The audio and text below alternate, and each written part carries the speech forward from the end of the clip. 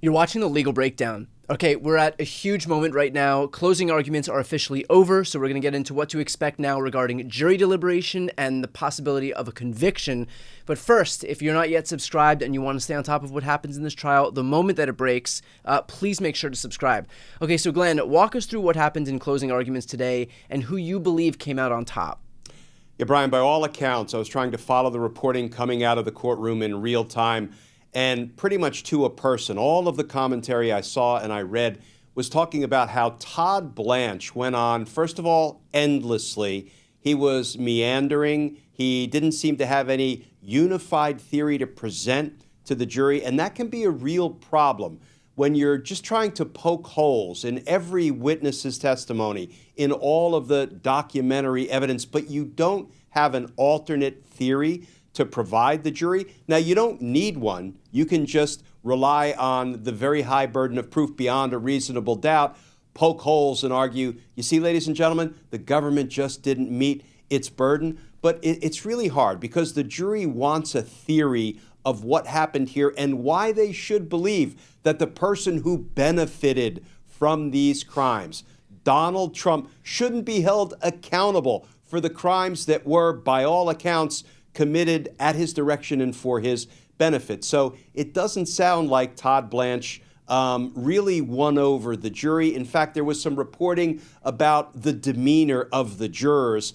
and they didn't really appear to be enjoying or appreciating Todd Blanche's closing argument. Then, when the prosecutor, Mr. Steinglass, got up, by all accounts, he was on his game. He walked them through a chronological account of the evidence, and he argued the inferences they should draw from the evidence, why it was they should first credit the witnesses, to view the corroborating evidence and information as bolstering the testimony of the witnesses, including, importantly, witnesses who remain very fond of Donald Trump, like Hope Hicks, who broke down and cried when she had to reveal some of the information that everybody knew was going to be damaging to Donald Trump. That's the kind of witness that has an inherent credibility about them because it's clear they don't want to be testifying against somebody that they still have some fondness for.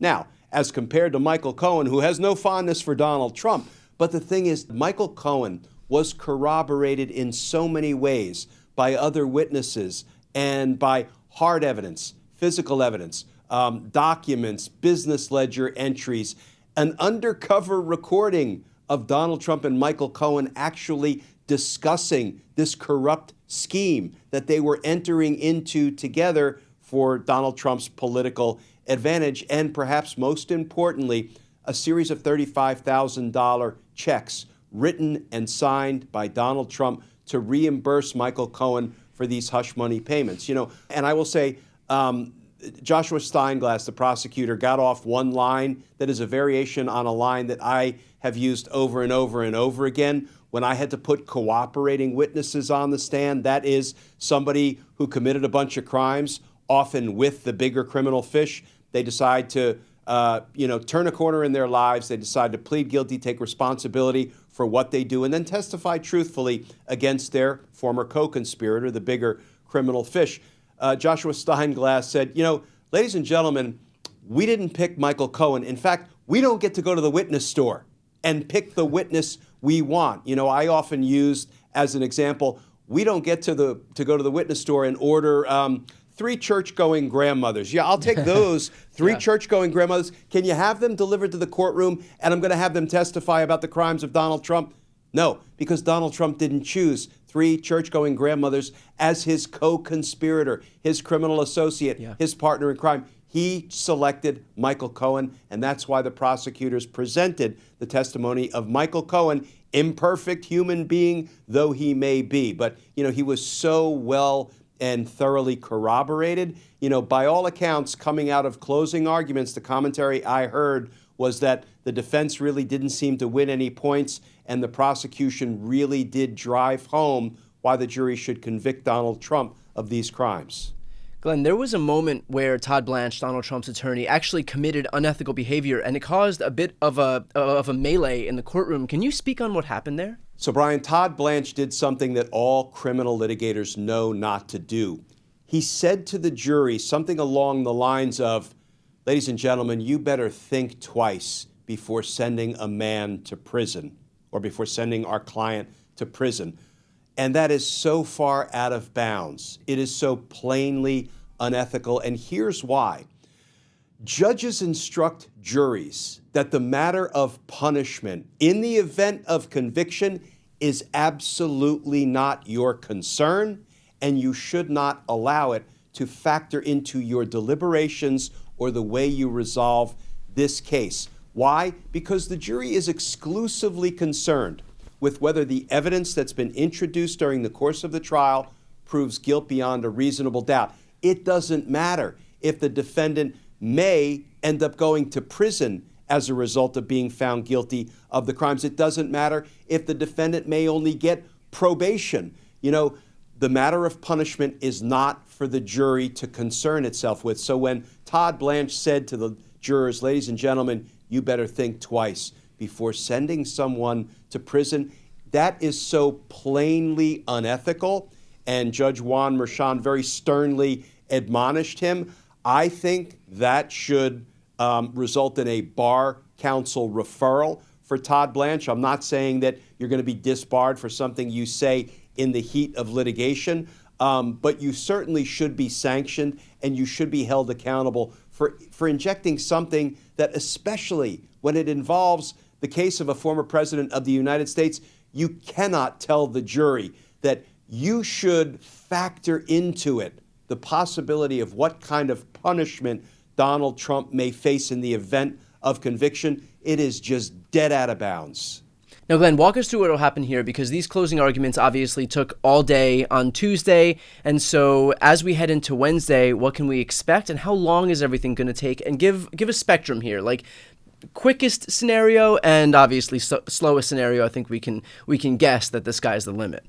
Yeah, so first of all, the judge will give the instructions of law to the jury. Judge Merchan said it will take about an hour or so for him to read the instructions of law to the jury, and then they will begin deliberating. Now, it is pure speculation to try to, figure out how long a particular jury might be out, how long they might take to resolve a case. Now, there are some very loose rules of thumb. Some people say that for every week that a trial has lasted, expect about 1 day of jury deliberation. So that could be, 5, 6, 7 days of deliberation. There is another rule of thumb that I think, in my experience, is one that is pretty reliable. The quicker the verdict is returned, the more likely it is to be a guilty verdict. Because, you're very hard-pressed to see how a case that has been fully investigated, presented to the grand jury, a whole bunch of members of the community, the grand jurors voted in favor of there being enough evidence to bring these criminal charges. It's then been vetted through the courts. Motions to dismiss were filed and rejected by Judge Merchan. It has now been presented to a trial jury. A quick verdict generally means, everybody along the way who was involved in the process of getting this case to trial was right. There was enough evidence to charge, and there was enough evidence to convict. So I've had trials that lasted 2 weeks come back with a verdict in about 45 minutes. That was very quick, but I had it happen. Then again, in lengthy RICO trials, I had jurors stay out for a month before they began delivering verdicts.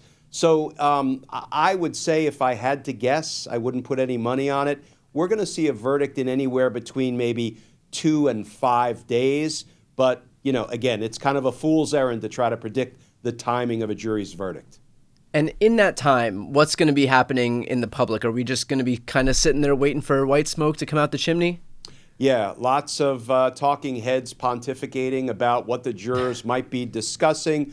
Donald Trump probably telling lots of lies. He's going to be really on the edge of his seat, probably posting like crazy about, the witch hunt and the angry Democrats, blah, blah, blah. But nobody will know what's going on inside that jury deliberation room. I will say, Brian, if I can give our viewers some insight into what the jury deliberation room looks like when they're all done, because I've been in lots of jury deliberation rooms after a verdict has been returned. And more often than not, what I have seen is, a whole bunch of large white sheets of paper that come from a big old easel, kind of torn off the easel and taped up onto the walls with lots and lots of notations about witnesses and testimony and evidence and arrows pointing all over the place. And, it kind of looks like the scene from a movie, but I have seen that over and over and over again, because in my experience, jurors, regardless of the nature of the case, high profile, low profile, no profile, which is many, many of the cases I tried over my 30 years as a prosecutor, you see jurors who really take their time with the evidence, and they very diligently want to review all the evidence. They want to discuss it, and they want to make sure they get it right. I have always been inspired. People always say things like, I would never want to be tried by 12 people who weren't smart enough to get out of jury service. That has never been my view of jury service. I think it's a responsibility. I also think it's an honor. I think better that we, put the fate of a fellow citizen as to whether they committed a crime or not in the hands of other citizens than let some, government functionary make that decision. But what I have seen over my years as a prosecutor is juries really want to thoroughly go through, sometimes exhaustively go through the evidence. And sometimes that means they are back in that deliberation room day after day after day as we all wait for a verdict to be returned. Okay, well, to your point, Judge Cannon is proving exactly that. I think we would rather have a group of 12 jurors of regular people than one Judge Cannon in that courtroom, regardless of the amount of experience that she has on the bench. With that said, of course, for those watching right now, if you want to follow along with everything that's happening, please make sure to subscribe. Glenn and I will be doing daily comprehensive coverage, both together on the Legal Breakdown and on our respective channels. So if you're not yet subscribed to both of our channels, please make sure to go ahead and subscribe. The links to both of them are right here on this screen. I'm Brian Tyler Cohen. And I'm Glenn Kirshner. You're watching The Legal Breakdown.